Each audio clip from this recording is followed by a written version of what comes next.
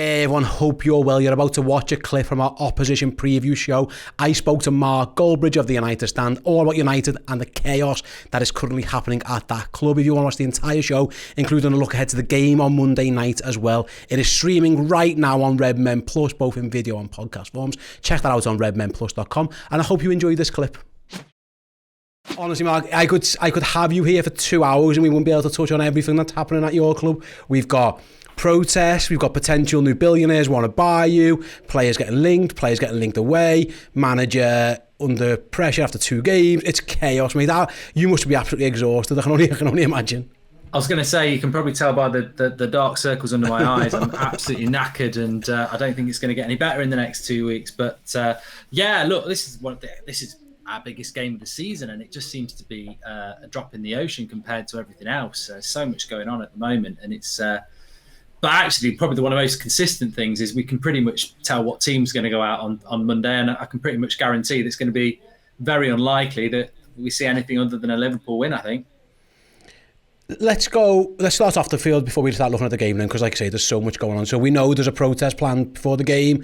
There's been reports there about Jim Radcliffe and a potential takeover bid, which obviously must be music to the ears of Manchester United fans who are desperately trying to get rid of the Glazer family. Can you just the general thoughts of the fan base on that one, mate? I mean, it seems pretty obvious now that until the owners change, not much is going to change at Manchester United. But this is the first real bid we've heard of for quite a while, where there's significant truth behind it, I guess. I'm guessing that's quite exciting.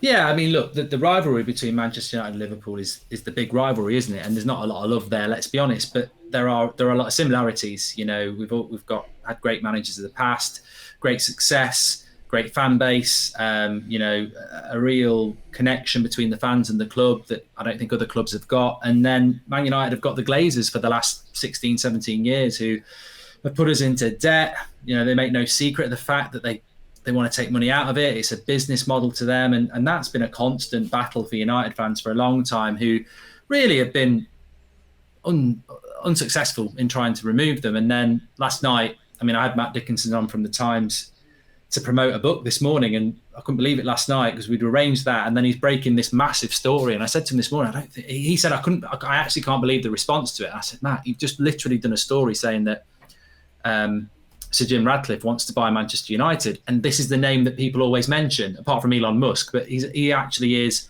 a British billionaire, a Mancunian, supports Man United, and he's got the money. And you've just put a story out there, and they've confirmed it that, yeah, if United's for sale, we'll buy it. Well, suddenly Man United have got the perfect buyer who's viably wanting to buy the club. And you've now presented the next day with a situation where if you can get the Glazers out, you've got the buyer. So we're now, forget the protests for the Super League. They were massive, but we've now got a buyer. We've got a buyer, and it's, can we get the Glazers out? So Monday's massive because the protests were happening anyway. The protests have been happening. They've been very successful. They've not really been picked up by the media as much, but they have been successful.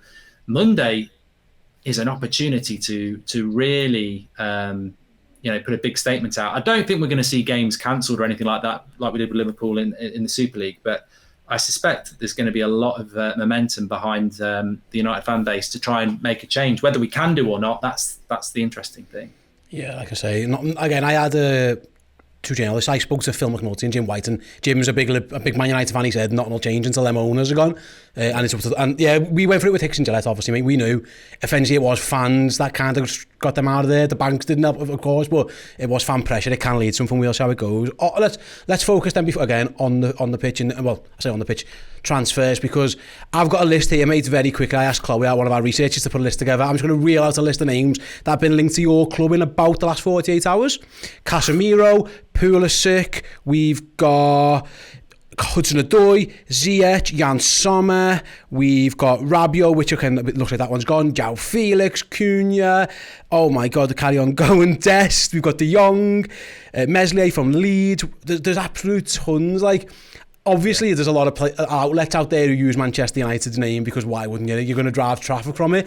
But even those, some of these are from really reputable sources who we would trust that their interest is genuine. Does it feel as scattergun as it is? Because it just feels like, well, here's Arnautovic, oh no, it's not. Here's Pulisic, oh no, here it's not. Here's De Jong, oh no, it's not. It just feels like it's absolute chaos there with Erik ten Hag, trying to get players for him. It seems absolutely mad. Yeah, and let's not forget that all summer we're not looking at anything else until we get the De Jong deal done, and that's suddenly just, it's like United. But De Jong, we were never in for De Jong. It's just completely disappeared. When actually United have spent all summer after De Jong. So I mean, and obviously he said he didn't want to come to United, but they sort of, United have always put it out there. Oh yeah, that's just his public stance. There's an agreement behind closed doors, and then suddenly it's like, well, there's not. But the interesting thing is that last week we're looking at Rabiot and Arnautovic for very cheap. Suddenly we're wanting to give Casemiro wages to make him one of the best paid players in the league. We want to give Real Madrid £65 million and Casemiro's 30. We want to go back in for Anthony at Ajax and give them 65 million. So something's changed in a week where we were bargain basements for Arnautovic, and now we're chucking 150 million. And I think it's got a lot to do with this potential Glazer pressure, where I think they're going, oh my God, there's a viable buyer there. The fans are going to turn on us. Let's suddenly release the money that they weren't going to release, which actually I think United fans are quite awake to. So I suspect we will. I mean, you can never say never, but we are after Casemiro and we are back in for Anthony, and that's a good 130, 40 million ready to go. So they are definitely chucking money, but 2 weeks left in the window. It's terrible planning. I mean, we've just lost to Brentford and Brighton, so it's desperation, but they're chucking big money at it. Is it Ronaldo related as well? Is there a PR disaster waiting there? Because again, it still feels with him, mate, like I saw his face the other day. Now there's reports that he's unhappy in training and Ten Hag's unhappy with him and blah, blah, blah. Cristiano, the PR machine behind Cristiano Ronaldo, we know is massive. You know this firsthand as well. Like it really is. It still does feel like that. There's no guarantee that come the end of August, Cristiano Ronaldo is in Manchester. It still feels like if he could get a move away, or even if United could kind of cut losses on him, that he might still try and be tempted to do that. Yeah, I mean, I'm a massive Ronaldo fan and I always stick up for him because I remember what he's done in this shirt, and, you know, incomparable to a Harry Maguire or a Bruno Fernandes, you know, Ronaldo's actually done it in a United shirt. So when he says this club lacks ambition and I want to leave, I mean, the club is in a mess. We want rid of the owners. We want rid of the CEO. We want rid of most of the players. He's not wrong and he sees it day to day. So I think Ronaldo probably will go. I hope he doesn't, but I don't have any ill will towards him. I think basically he sees what the fans see and he's just like, I've probably got 1-2 years left. You know, I don't want to be here. I know people don't like that, but I do agree with it. And I think that, yeah, it's just going to be where he goes. But maybe they're chucking money at it to try and say, look, we are ambitious. You know, with United at the moment, you can convince yourself of one argument, and then the other argument is completely valid as well. It's just such a contradiction and a mess. And yeah, so there's literally no player we can't get linked to at the moment. Doesn't matter whether they're completely rubbish or Mbappe. I wouldn't be surprised if we bid for him. It's just ridiculous at the moment. Yeah, I was going to say, mate, it does feel. I don't know if it's.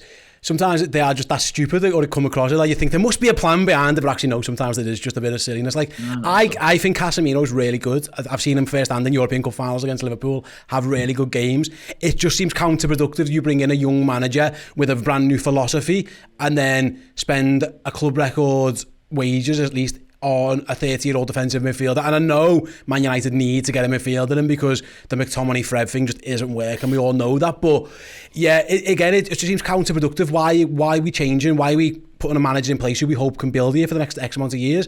Is it a case already, Mark, that like there's a bit of pressure on the manager? Like, it doesn't know like that he's guaranteed to get this, like, you know, that guaranteed 3 years, because Man United has such a shambles. Like if he keeps losing at some point, he's got to win games. Do you think even he's realised actually I've got this grand plan, but actually I might just need to win a couple of games now and keep my job, because God knows where we're like in 6 months down the line?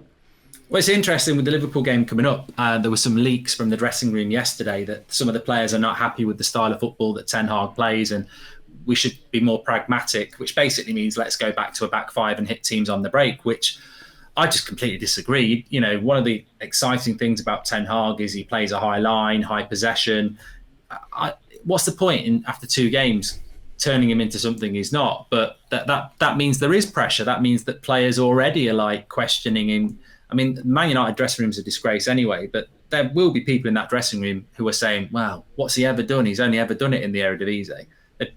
They're probably not intelligent enough to know that he took a team to a Champions League final and has destroyed teams in the Champions League. But yeah, I mean, he will be under pressure. I think a lot of the media preferred the Pochettino. Ten Hag was the fan choice. So, you know, we all know what the media's like. So lose on Monday, 3 losses in a row, you know, that's not good, whoever you are. And there are mitigating circumstances, but yeah, the pressure will ramp up on Ten Hag. Just hopefully the transfer window chaos and what's going on with the Glazers maybe will relieve him a bit of pressure. But you know, ultimately, as soon as it's match day, everyone's focus is on that, isn't it? What are your thoughts on Ten Hag? Are you a fan? You like what you've seen so far? Again, I watched that Brentford game and I just thought it was a shambles, to be honest with you, including from him. I think he got a lot of things wrong in there. But what's the general sense from first of all yourself and like any other United fans that you speak to on a daily basis? I mean, I'm 100% behind him because he's the manager I wanted. But I'd be lying. I think everybody has to be open to criticism. And you're right, the Brentford game was massively naive. Putting Eriksen as a holding midfielder, Klopp would never do that, and neither would Pep. And that's got to be the level that you want to try and get to. Harry Maguire being kept as captain, ridiculous. Benching Varane, I can't believe I live in a world where Varane sat on the bench and Harry Maguire's starting. Bruno Fernandes been terrible for months, just living off form from God knows how long ago. Stays on every game. Rashford's the same. I mean, Ten Hag's the manager. He's got to take responsibility for that. I mean, people like conspiracy theories, and I agree with them. I mean, I don't know how McTominay starts games, but you know, the manager has to take responsibility for that. I don't know what the reasons are for that, but other than that, I think that you know he's got a very clear vision, very clear style of play, and he's not been backed in the transfer window. And the preparation for this season has been abysmal, and those players are very weak-minded players. So you give them a 1-0 down to Brentford, you know that's going to be 2 and 3 very, very quickly, and so it was. Thank you so much for joining us on this video. Do drop a like and share it on social media if you enjoyed. And if you want more from us, please do consider joining Redmen Plus, our Liverpool streaming service. Get access to documentaries about Liverpool legends, past and present, interviews with Liverpool legends, past and present, and more Redmen shows each and every week in video and in podcast. It's redmenplus.com.